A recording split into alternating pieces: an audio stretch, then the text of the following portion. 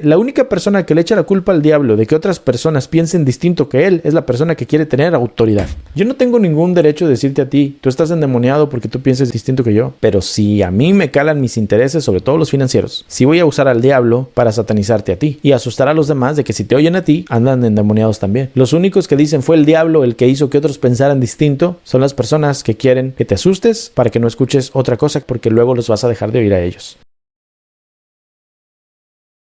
Vamos a hablar acerca de la reinterpretación de los dichos y los hechos de Yeshua. Hemos hecho ya hincapié en que Yeshua no dejó nada por escrito. Su predicación y sus acciones causaban sin duda una amplia conmoción entre sus seguidores, pero al igual que otros rabinos de su época, su enseñanza fue solamente oral. Al morir, legó a sus discípulos un rico patrimonio de dichos y sentencias morales, de notables interpretaciones de los textos sagrados, sobre todo de la ley y de los profetas, y muchas acciones para recordar. Y como es conocido también, sus seguidores estuvieron convencidos de que había resucitado y de que el Maestro vivía de nuevo espiritualmente entre ellos, porque en realidad estaba vivo y exaltado como fue Enoc o Elías, al ámbito de la diestra de Dios. Pero con su ausencia física, su figura se engrandeció y se idealizó, y sus seguidores comenzaron a pensar cuál había sido en verdad la importancia de su misión y de su vida. Como ya sabemos, esto significa que los discípulos repensaron, idealizaron y reinterpretaron la figura de su maestro. En esos primeros momentos, los rasgos más importantes de esta interpretación son esencialmente dos, compartidos por todos los fieles en estos momentos. Número 1. Era claro que la muerte horrorosa de Yeshua, junto con el prodigio de su resurrección, suponían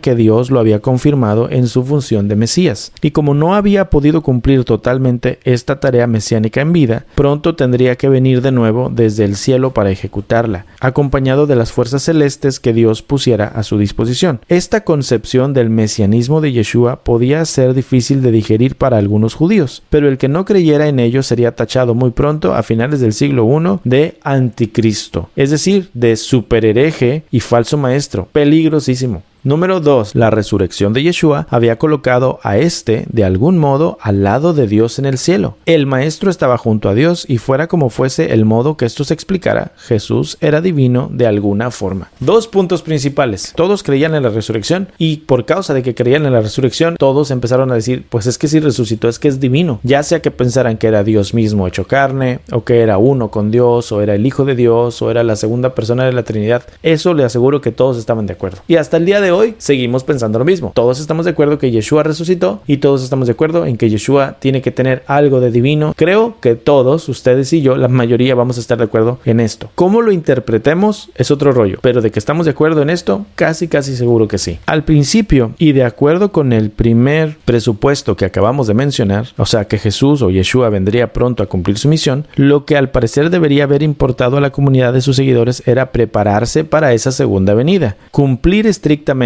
la Torah, dedicarse a la oración preparatoria para esa venida y visitar diariamente el templo participando lo más posible en sacrificios y oraciones. En suma, estar en contacto máximo con Dios y esperar.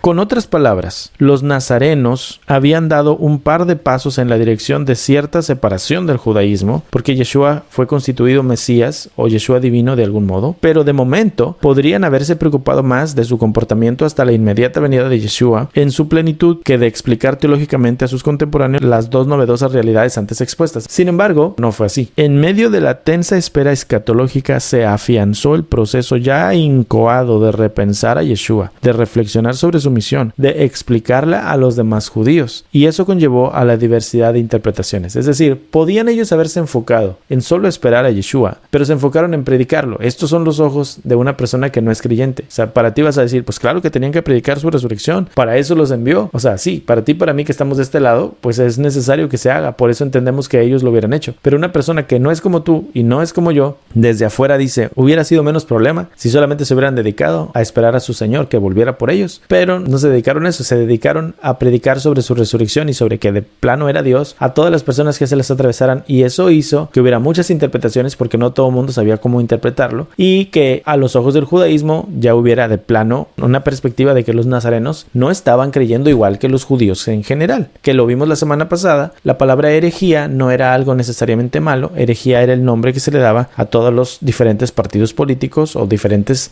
divisiones, sectas, denominaciones del judaísmo de ese tiempo. Pero no todo fue unión y concordia en la reinterpretación de la figura y mensaje de Yeshua. Los Hechos de los Apóstoles nos describen claramente en el capítulo 6 cómo pronto surgió una disensión fortísima en el grupo, nacida de una diversidad de la explicación del legado del maestro. El autor de los Hechos de los Apóstoles, que la tradición conoce como Lucas, afirma que el motivo de la disputa era puramente sociológico. Había diferencias en el reparto de los subsidios económicos que la comunidad otorgaba a los más desamparados, entre ellas las viudas, y salía perdiendo el grupo de los judíos que habían venido de fuera de Israel, que hablaban griego entre sí, por lo que les llamaban los helenistas. Cuando tuvieron que levantar a los diáconos, su trabajo era servir las mesas, pero la gente piensa que eran meseros. No, o sea, eran personas administradoras. Te aseguro, y te lo he dicho antes, que si la Biblia menciona un tema, no lo dice a la y se va, y si el nombre de una persona aparece en la Biblia es porque esa persona fue muy relevante. Esos 7 varones tienen nombres que no son nombres hebreos, tienen todos nombres griegos, porque eran judíos helenistas, eran judíos criados en el extranjero, no en Judea, y por ende eran judíos con una perspectiva más secularizada en cierta forma, no que no guardaran la Torá, sino que su perspectiva era más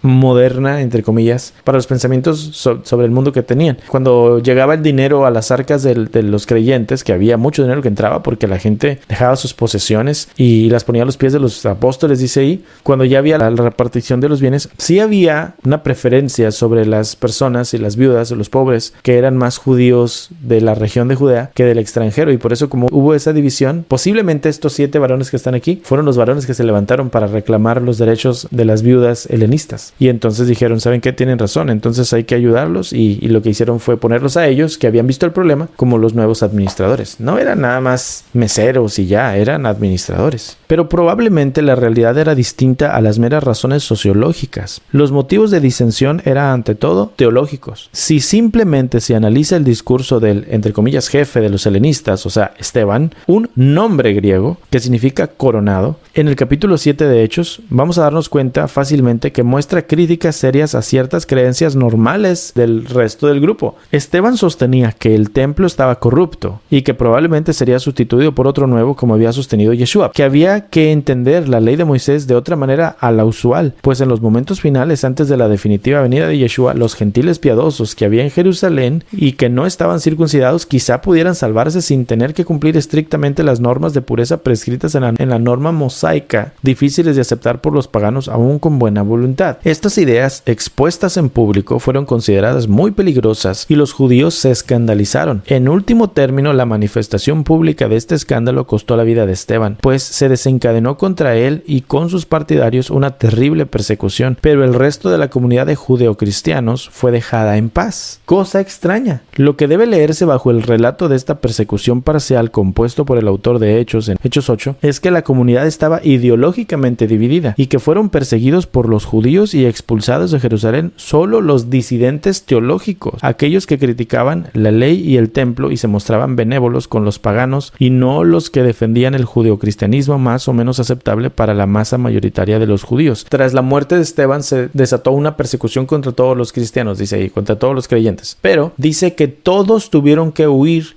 de Jerusalén, excepto los apóstoles. Y en la Biblia nosotros leemos eso como una frase así y sin contexto histórico, sin contexto político, sin una perspectiva de por qué. Decimos, pues sí, todos se fueron, pero ellos fueron muy valientes, se quedaron para seguir predicando. Pero no es cierto que nada más ellos predicaban, porque la Biblia dice que uno de los 7 diáconos que se fueron y que tuvieron que huir es Felipe, y que él se fue y a donde iba predicando de la Torá, y de hecho fue el primero que le predicó a pseudo extranjeros, porque Felipe le predicó a los samaritanos y luego mandaron a Pedro y a Juan para ver qué estaba haciendo Felipe, y cuando vieron que los samaritanos estaban recibiendo los milagros y todo, se sorprendieron. Y luego Felipe fue llevado al desierto y encontró a un etíope, y no está en la Biblia porque sí, eso que dice ahí está por causa de que le está dando fundamento a que la iglesia africana, la iglesia etíope, que es una iglesia muy fuerte dentro del cristianismo, sus orígenes vienen literalmente de la Biblia, porque Felipe les predicó. El autor mira esto desde otra perspectiva. Tú y yo lo vemos en la Biblia y decimos, los 12 apóstoles no huyeron, pero técnicamente no es que no huyeron. Los 12 apóstoles y los que seguían su línea de su pensamiento no es que no huyeron, es que no fueron perseguidos. En ese punto, por causa de lo que Esteban decía, ellos no fueron perseguidos. Y no quiere decir que no estaban doliéndose. Quiere decir que la perspectiva que tenían era un poquito distinta unos de otros. Y es por eso que a Saulo de Tarso lo mandaron contra aquellos que predicaban supuestamente en contra de la Torá. ¿Y qué pasa? Que luego Saulo se hace como ellos. Y la gente empieza a decir, Saulo ya es como aquellos que niegan la Torá. Y por eso los persiguieron. O perseguían a Saulo también.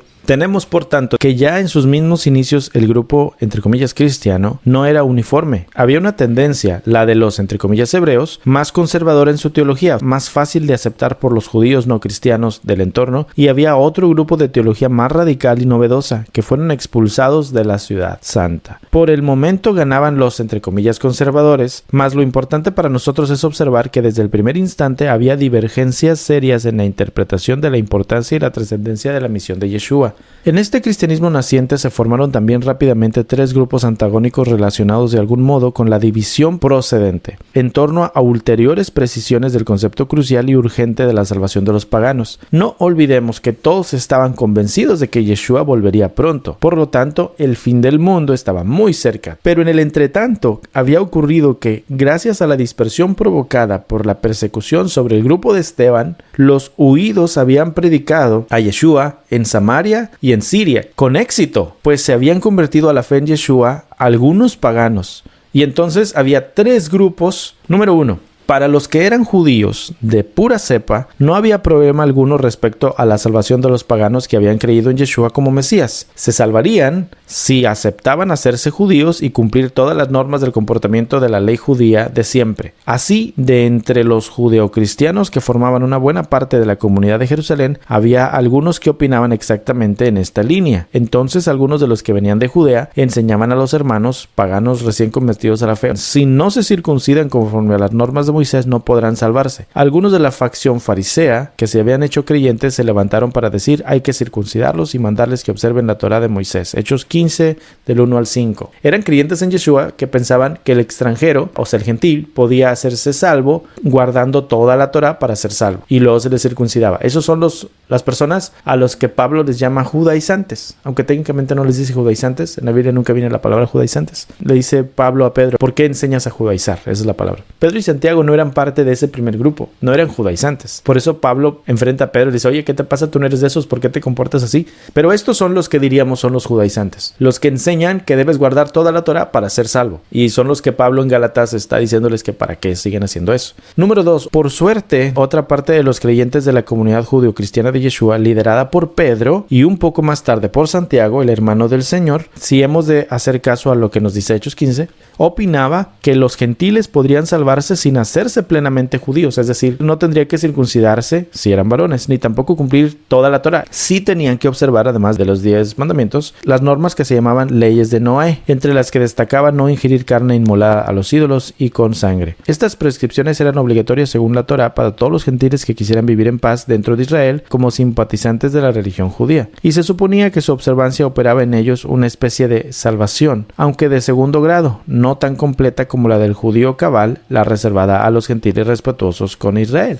Otras personas, los apóstoles incluidos, que pensaban no hay necesidad de guardar toda la Torá para los extranjeros, pero con que guarden ciertas cosas. Yo le digo a usted, no coincido con este autor aquí, porque la interpretación que yo he podido comprender de esto no es que los gentiles no debemos guardar toda la Torá, sino que lo que los apóstoles dicen en Hechos 15 es más o menos solamente un punto de partida para meter los pies al agua y acostumbrarnos, porque luego dice Santiago que los gentiles debemos estar yendo cada Shabbat a la sinagoga para que se nos enseñe la Torá. Es decir, sea como sea, no tenemos una salvación de segundo nivel, sino es una perspectiva distinta de cómo empezar a guardar los mandamientos. Pero hay un tercer grupo. Para los no judíos, sin embargo, para esos paganos que se iban agregando al grupo, la cosa no estaba tan clara. Y como ellos pensaban algunos de los helenistas, dirigidos por los compañeros y amigos de Esteban y más tarde por Pablo de Tarso, recién pasado a sus filas, sostenían que según el plan divino para los momentos finales del mundo, estos gentiles convertidos no tenían por qué cumplir toda la engorrosa ley de Moisés en materia de alimentos, de pureza y de culto. En el fondo se salvarían solo creyendo en Yeshua, con todas sus consecuencias, sin circuncidarse. Este tercer punto yo no estoy de acuerdo.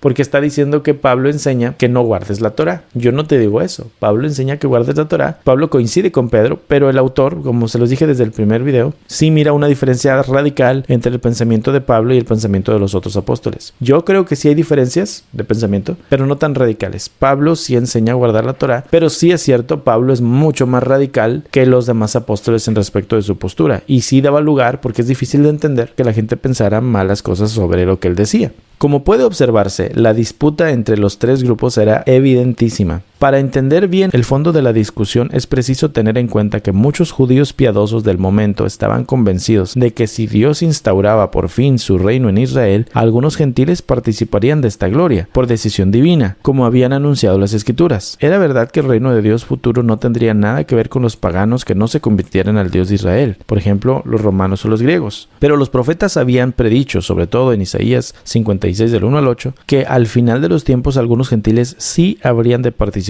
de la venida del Mesías, que restauraría toda la gloria de Israel y inauguraría una nueva era de salvación. Esto es lo que se llama teología de la restauración de Israel, que incluía la instauración del reino de Dios en lo que hoy le llaman Palestina, como la denominaban los romanos, y el comienzo de una nueva era mesiánica en la que Israel entero se convertiría a Dios, cumpliría por completo su ley, gozaría de paz y abundancia de bienes en esta tierra, y cuando menos del respeto del resto de las naciones, que aportarían grandes dones para el templo. E incluía también que después de un cierto tiempo idílico en esta tierra, por ejemplo los 1000 años, vendría el fin definitivo de todas las cosas y se instauraría un nuevo paraíso, probablemente en otro mundo o quizás en este, pero totalmente renovado. Sobre este trasfondo teológico de esperanza mesiánica es como hay que interpretar la división de la comunidad primitiva que cuentan los Hechos del capítulo 15. ¿Cómo participarían de esta salvación los gentiles que se habían convertido a la fe en Yeshua como Mesías? Comunidad que se dividía en tres grupos como lo hemos expuesto. El mismo capítulo 15 de los Hechos y el 2 de la carta de los Gálatas de Pablo nos cuentan, desde dos enfoques distintos y con muchas diferencias, cómo se buscó y se llegó a un acuerdo para salvar estas diferencias que escindían en dos a la comunidad. Según Hechos, lo que se hizo fue llegar, guiados por una iluminación del Espíritu Santo, a la segunda solución intermedia de las tres mencionadas. Las tres partes cedieron, aunque sobre todo los judeocristianos. Estos últimos, que formaban dos grupos, renunciaron a que los paganos convertidos a Yeshua tuvieran que cumplir entera la ley de Moisés, aunque luego se viera que muchos de esos judeocristianos solo aceptaron la solución de palabra, pues Pablo cuenta en sus cartas cómo lo perseguían por doquier en sus viajes misioneros, instándolo a que aceptara la solución 1. Y por parte de los helenistas, los que defendían la admisión más sencilla de los extranjeros a la comunidad cristiana, se aceptó que era necesario que estos cumplieran, además de los 10 mandamientos, las normas que llamaban las leyes de Noé. Como hemos dicho, admitieron pues igualmente la solución 2. Luego se vio, sin embargo, que también aquí la aceptación fue solo momentánea, pues las cartas de los Gálatas a los filipenses y a los romanos muestran cómo la misión paulina de hecho practicaba la solución 3 y era perseguida por ciertos judeocristianos recalcitrantes. Así pues, como vemos, uno de los hechos claves para que surgieran enormes diferencias teológicas en torno al legado del maestro fue la irrupción del problema de la salvación de los expaganos que, en los tiempos finales del mundo, según se creía, se habían convertido a la fe en Yeshua el Mesías. Tenemos aquí, sin más, tres visiones distintas del cristianismo naciente respecto de esta cuestión capital. Además, es perceptible que tal división se debía a que Yeshua, respecto a la salvación de los gentiles, no había dicho o prescrito nada, ya que en el marco de su religión judía ni siquiera se había planteado otra cosa que la solución 1, o sea, que todos tenían que ser parte del judaísmo.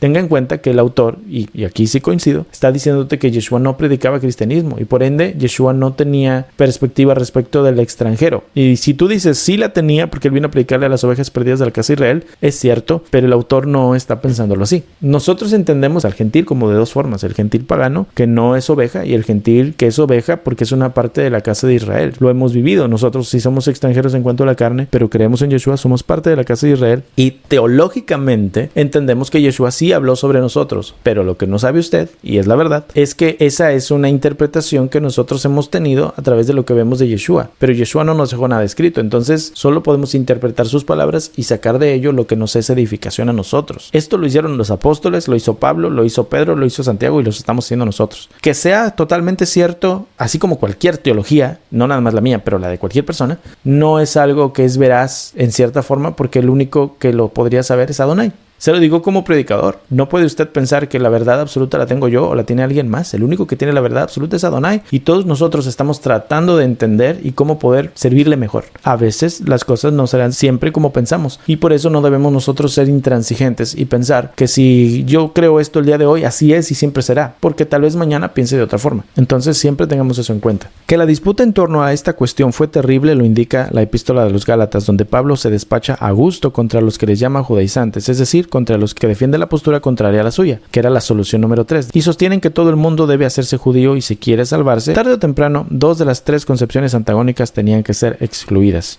Lo que estamos leyendo es un libro que nos habla de que hay muchos pensamientos respecto de lo que Yeshua predicaba. El libro está mencionando desde el primer estudio que tuvimos, le invito a que los busque aquí en YouTube en la serie de Mentiras Heredadas. Estamos en el video número 3. Desde el principio estamos viendo de que Yeshua no vino a fundar una religión nueva. Yeshua vino a predicar e interpretar la Torá. Historiadores entonces que no son creyentes coinciden en ese punto. Te dice el autor de este libro entonces que el asunto fue que cuando Yeshua muere, Yeshua resucita a los ojos de sus creyentes, y Yeshua, como no terminó su obra, pero que iba a quedar hasta la segunda venida, sus discípulos entonces dijeron, ok, pues vamos a esperarlo. Pero empezaron a predicar ese mensaje de cerca de la muerte y la resurrección, y el asunto que se enfrentaron fue que no nada más los creyentes vinieron del lado judío, sino que hubo muchos extranjeros, gentiles, decimos nosotros según la Biblia, que estaban creyendo en lo que él predicaba, lo que predicaban los apóstoles. Y eso los metió en un problema, porque ellos no tenían, al momento en el cual empezaron a predicar, no tenían presupuestado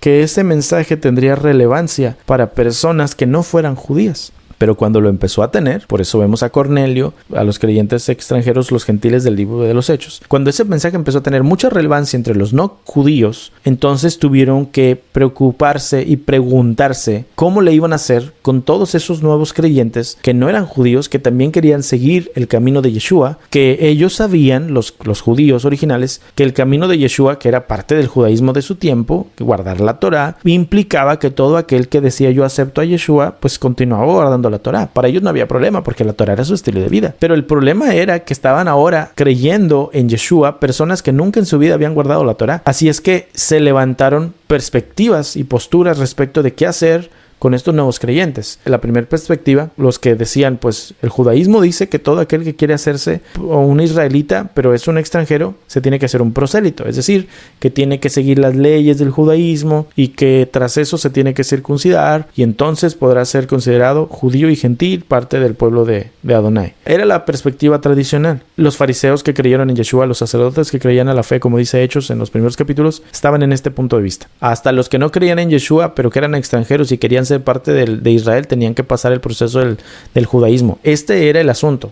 A eso se le llamaba hacerse salvo o ser salvo. Pero viene Pedro y viene Santiago. Y otra vez, aquí es donde yo no coincido con el autor del libro. Esta es mi perspectiva y es lo que he predicado por años y hasta el día de hoy lo sigo creyendo. Él le llama 3 perspectivas. Él le llama la perspectiva de los judaizantes, la perspectiva de Pedro y los demás apóstoles, y la perspectiva de Pablo y los helenistas. Yo creo que esta perspectiva de Pedro y de Pablo era similar, o sea, de fondo era la misma cosa, pero que la forma en la cual lo ejecutaban no era la misma cosa. Pero pensaban igual. Este es mi pensamiento, esto lo he predicado, esto usted me ha escuchado por mucho tiempo. Esa segunda perspectiva es la de Pedro, que fue a casa de Cornelio. O sea, dejando de lado de que tuvo una visión o que vino el Espíritu Santo sobre ellos. Ignoremos esa parte. Si no existiera nada sobrenatural, Pedro fue y le predicó a los extranjeros y vio que los extranjeros estaban creyendo también. Órale, se acabó. Pasa el tiempo, empieza a haber una división fuerte por causa de que más extranjeros están creyendo. Entonces, años después, esto no fue como que Cornelio creyó y a la semana siguiente tuvieron la discusión. Esto pasaron los años. Años después, entonces, cuando están viendo que un grupo grande de extranjeros gentiles están creyendo, ahora sí se necesita hacer un concilio, un congreso, una unificación de perspectivas, y vienen entonces desde todo el mundo conocido donde se predicaba el mensaje. Había unos que decían no deben guardar nada de la Torá, seguramente, y otros decían guarda toda la Torá, y estaban los discípulos de Yeshua originales que decían sí deben guardar la Torá, pero hay formas de hacerlo. Este punto de en medio es donde yo creo que estaban Pedro y Pablo, aunque Pablo jalaba más para el lado de no guardes toda la Torá y Pedro jalaba más para el lado de guarda toda la Torá, pero los dos estaban de acuerdo en que se tenía que guardar la Torá. Y el cristianismo dice que Pablo estaba en contra de la Torá. Por eso le digo que yo no estoy de acuerdo con eso. Cuando vienen a Hechos 15, tienen esa división, esa diferencia. Los apóstoles originales, Santiago, que no es ni siquiera de los originales, pero es un hermano de Yeshua,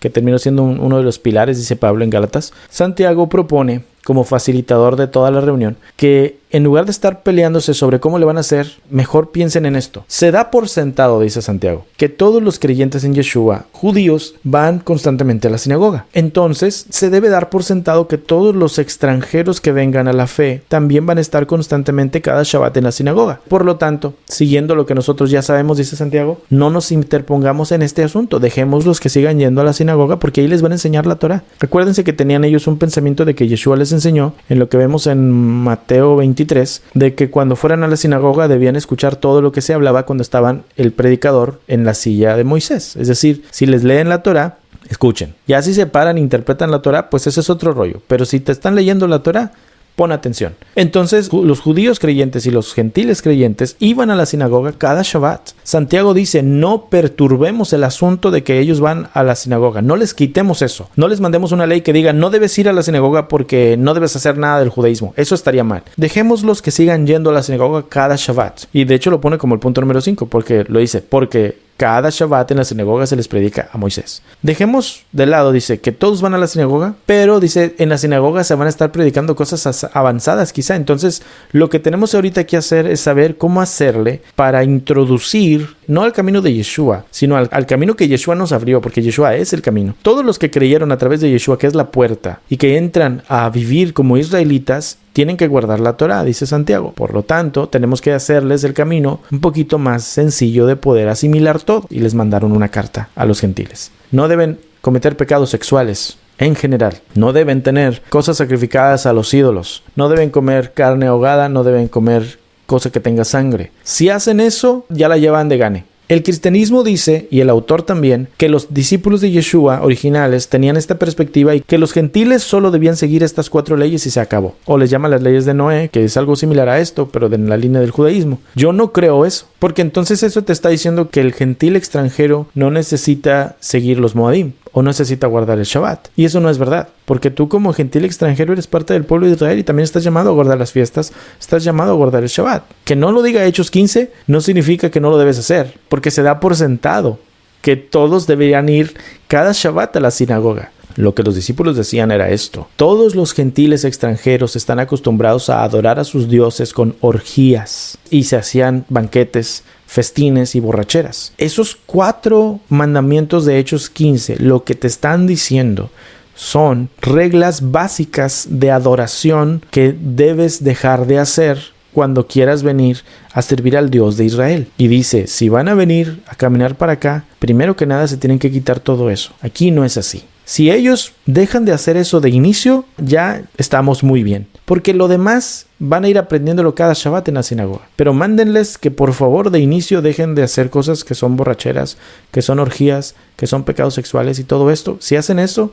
que se vayan cada Shabbat a la sinagoga, pero ya no estén haciendo lo otro. Poco a poco van a ir aprendiendo, pero ya se están desintoxicando. Al mismo tiempo que se desintoxican del mundo pagano que llevan, se están llenando de la Torah, que es el estilo de vida que deben tener porque Yeshua les abrió la puerta a ser parte de Israel. Y eso predicaban los apóstoles. Y eso predicaba Pablo. El problema es que Pablo iba muchísimo más allá. Pablo metía unas teologías mucho más profundas que hacían ver que no había necesidad de nada de la Torah. Pero no es cierto, porque si lees a Pablo en perspectiva desde la Torah en adelante, pues claro que Pablo tiene sentido. Pero si tú no entiendes eso, entonces sí tienes un problema porque vas a empezar a creer que los gentiles no debemos guardar la Torah, o que los gentiles unos sí guardaban y otros no, o que etcétera. A mi perspectiva había no 3 grupos, sino 2. El de los que decían debe guardarse toda la ley y todo el judaísmo para poder ser salvos, y el que decía se debe guardar toda la ley, pero Yeshua ya nos hizo salvos a través de la puerta que nos dio. Lo que nosotros tratamos de enseñarle a la gente, decían los discípulos,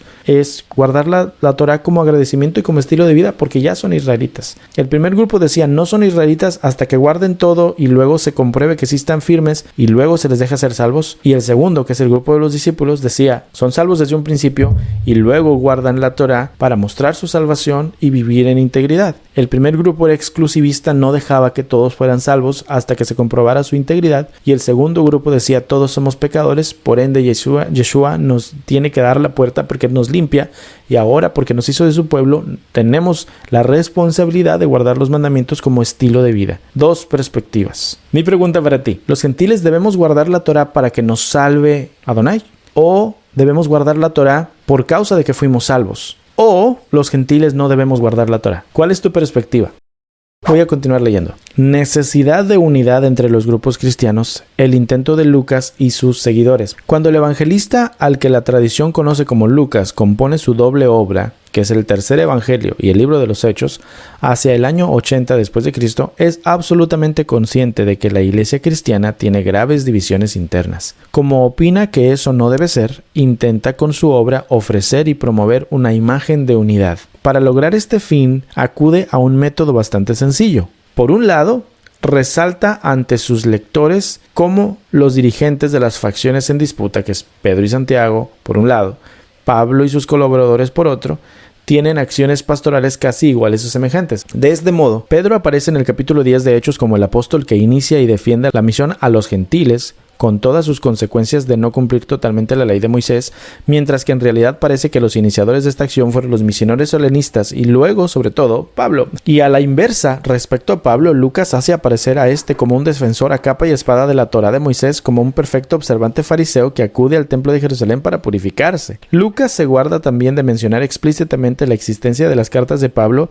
y la teología en ellas expresada, puesto que niegan la validez de la ley mosaica como vía de salvación. De estos textos tan contrarios a su tesis de unidad, solo hay pequeños reflejos en 2 o 3 ocasiones en su obra. El autor te está diciendo, mira, de las 3 perspectivas, la primera se puede ir eliminando. Los que predicaban debe guardarse toda la ley, o sea, seguir en el judaísmo y todo esto, iban perdiendo. Por lo tanto, las otras 2 perspectivas, la de Pedro y la de Pablo, iban para arriba. Dice, en el tiempo de Lucas hay un problema, que hay unas divisiones opuestas entre estos 2 grupos, así es que Lucas trata de conciliar con sus escritos, poniendo a Pedro como el primer predicador a los extranjeros y poniendo a Pablo como un ferviente guardador de la Torá. Pero el autor dice que muy cabalmente Lucas no habló nada de todo lo que Pablo sí escribió, porque en lo que escribe te hace ver que Pablo estaba en contra de la Torá. Y eso no es cierto, pero otra vez, solamente poniéndose en cuenta en el escrito del libro de los Hechos, Pedro se muestra como un hombre a favor de predicarle a los gentiles, porque es el que tuvo la visión y todo este rollo. Y Pablo se muestra como un hombre que guardaba totalmente la Torá, que lo vemos que era un hombre que tenía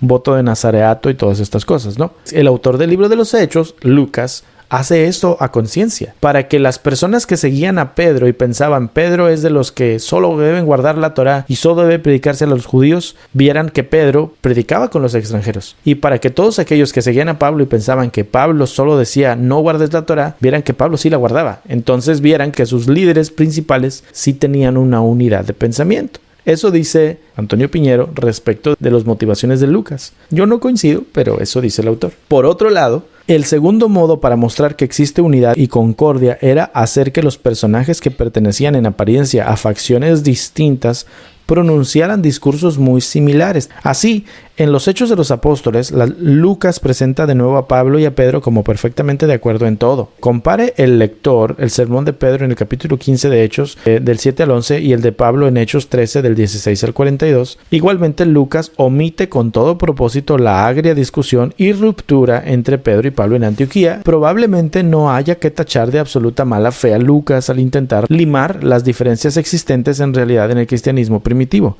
Pero lo cierto es que por encima de una realidad con aristas y divergencias pudieron más sus deseos de unidad. Por ello se esforzó Lucas en presentar una imagen idílica de concordia en la iglesia primitiva, no conforme a la realidad. Esta imagen se expresa en líneas generales por las tesis siguientes. Vamos a ver qué cosas dijo Lucas que hacen ver como que todo estaba perfecto, pero en realidad tal vez no era tan perfecto como parece. En primer lugar, la base de la unidad está en la vida y la predicación de Yeshua y en la actuación de los apóstoles tras su muerte. Yeshua reveló una doctrina pura, completa y perfecta a sus apóstoles durante su vida mortal y en los días entre su resurrección y ascensión, que fueron 40 días según los Hechos de los Apóstoles. Los apóstoles salen a predicar al mundo entero y cada uno de ellos lo hace exponiendo una doctrina unitaria sin fisuras ni adulteraciones. Solo más tarde el demonio empezó a engañar a los cristianos y harán que abandonen la doctrina pura. La herejía es una desviación de la doctrina originaria. En segundo, el desarrollo doctrinal de la Iglesia fue uniforme y dirigido por Dios del modo siguiente. En el fondo no hay fricciones notables dentro de la masa de fieles del cristianismo primitivo. El Espíritu Santo guía con éxito y en unidad toda la marcha de la Iglesia. Pablo y Pedro, los principales dirigentes, no representan dos tendencias opuestas,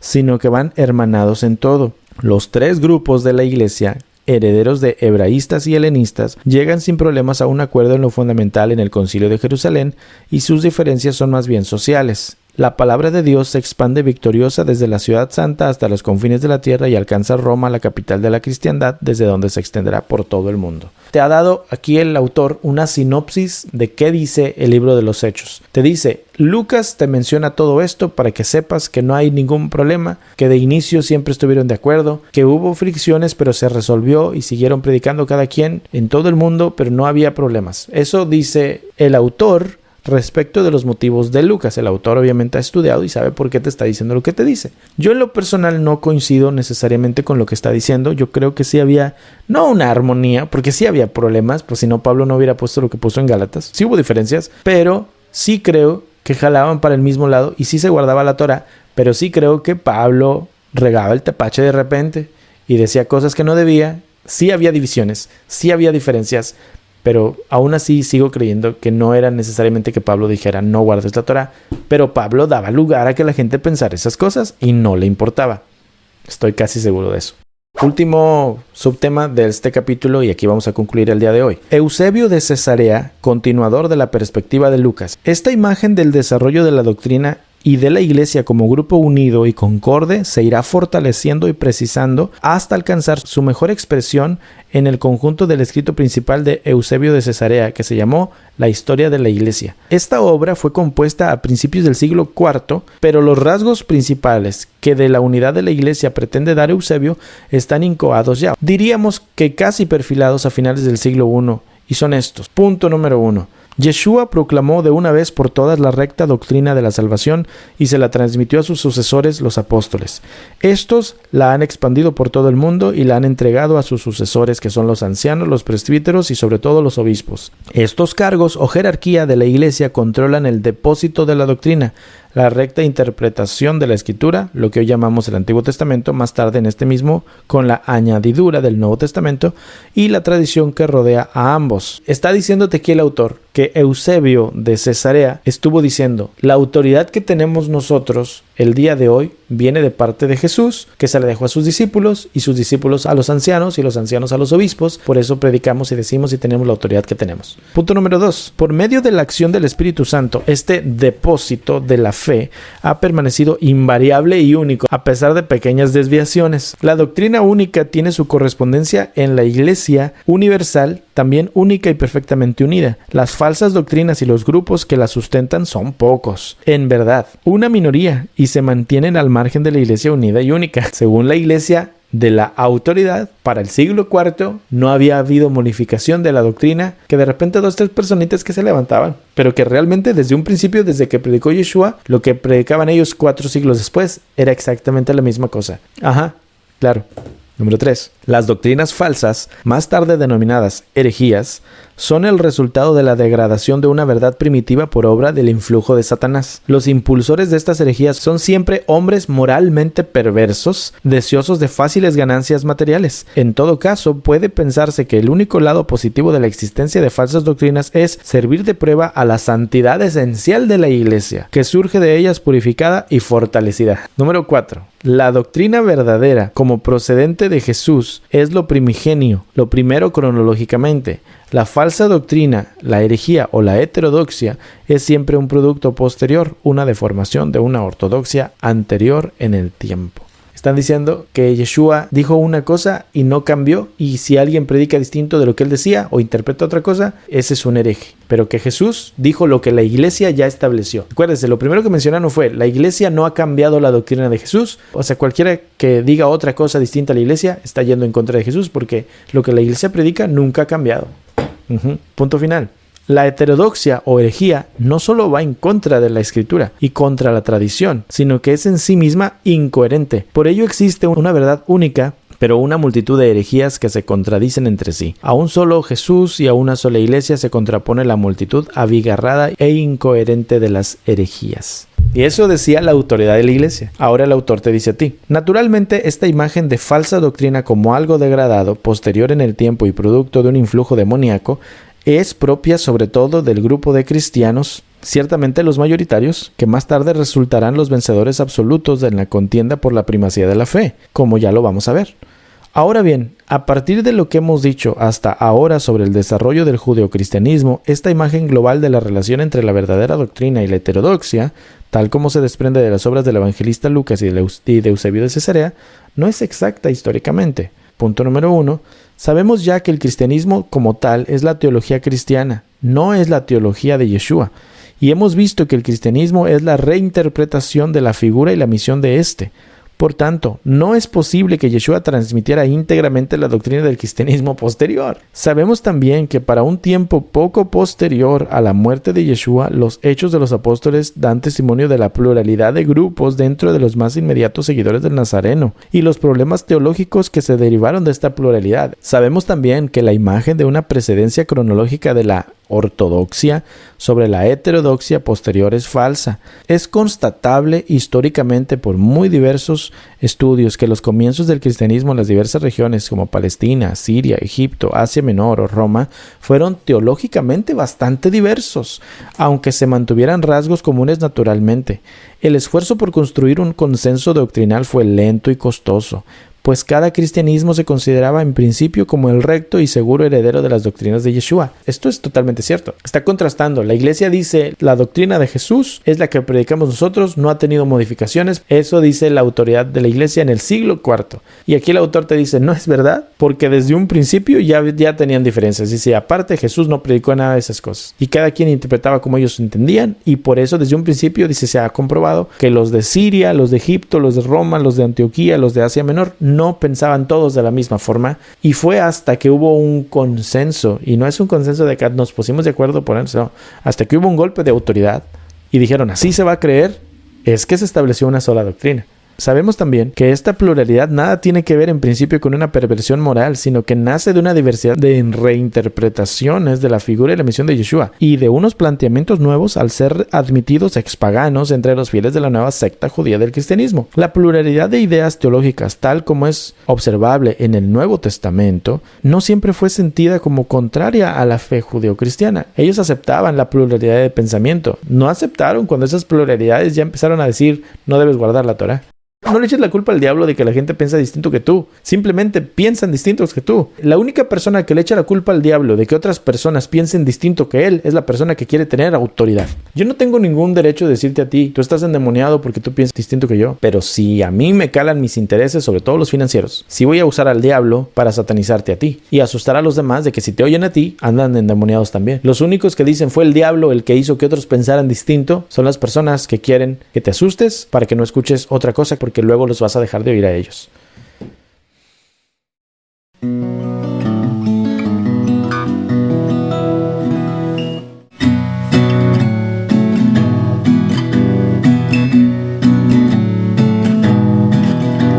Sé que no quieren que te lo diga, pero debo hacerlo por el bien de tu alma. Esa luz que tanto te ilumina solamente es una veladora de la religión que yo desde hace muchos años inventé y tú creías que estabas fuera. Ellos mismos a tu Dios ya lo enjaularon en la cárcel de sus opiniones. Piensan que sus cultos los domingos hacen explosiones en mi reino y para mí es un show, un circo y siempre los visito para divertirme con sus oraciones. Buscan a Dios pero no tienen fe. Entonces, ¿cómo lo hallarán? Se dicen santos y me hacen creer que yo puedo ser un buen cristiano también.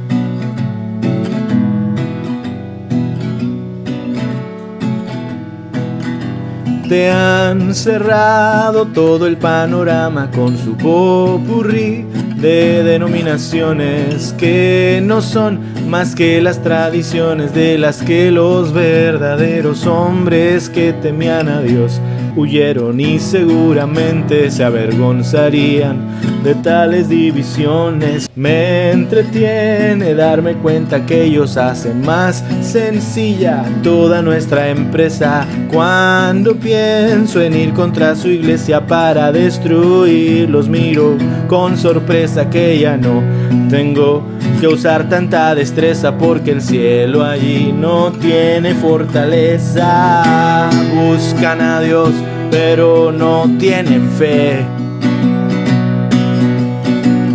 Entonces, ¿cómo lo hallarán?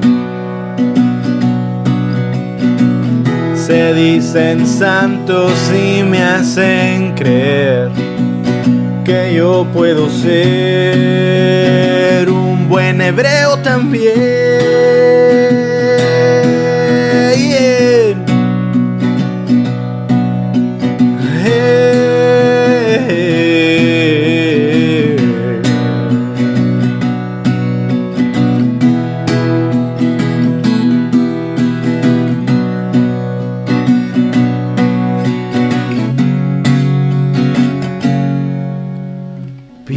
Pienso que lo que te han hecho es muy injusto, pues tienes derecho a tus opciones. Sírveme y te puedo dar el mundo, pero dejaré que tú decidas. Puedes ir con él, buscarle verdaderamente o decidir seguir creyéndole a mi gente.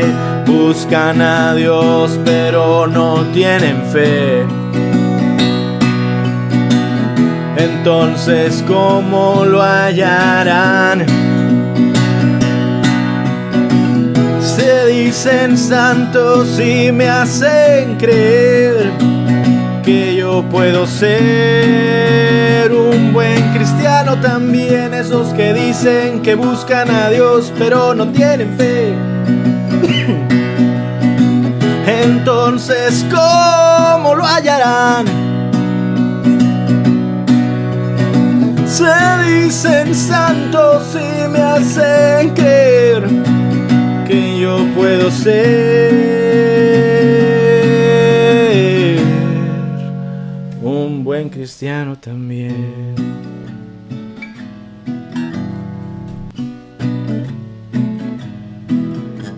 Qué ironía que tengas que oír de mí la verdadera cara de los buenos.